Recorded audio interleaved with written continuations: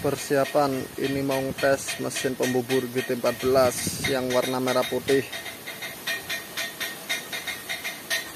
Ini uji coba ngetes krokot sawah yang biasa tumbuh di tanaman jagung. Kemudian ini ada lompong, daun lompong. Ini bayam, ini yang seratnya tinggi, nanti bisa dites. Ini bayam juga. Oke, sementara ngetes limbah ini.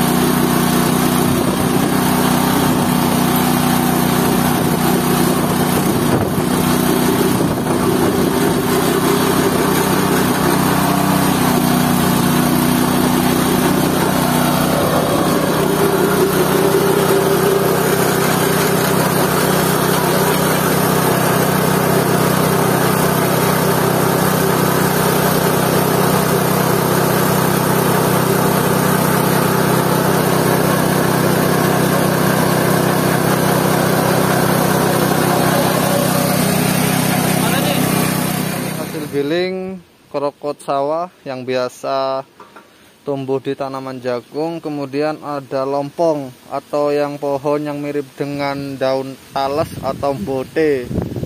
Kemudian ini bayam sama gagangnya ini, sama ranting.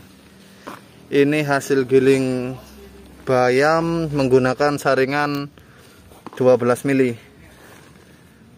Ini bayam, kemudian yang ini lompong. Ini kalau kena kulit gatel. Ini hasil giling lompong. Ini hasil giling lompong. Lompong yang biasa tumbuh di sungai, pinggir sungai. Ini hasil giling lompong menggunakan saringan 12 mili. Sama semua. Kemudian ini hasil giling krokot sawah. Ini seratnya banyak. Jadi ini kalau yang full serat itu biar mesinnya awet bisa ditambah air, biar bebannya itu ringan. Jadi ini hasil giling krokot sawah menggunakan saringan 12 mili. Kalau untuk hasil sudah halus, ini yang tidak bisa hancur cuma serat. Ini serat. Menggunakan mesin merah putih. Ini juga dites barusan, sedikit kehabisan bensin.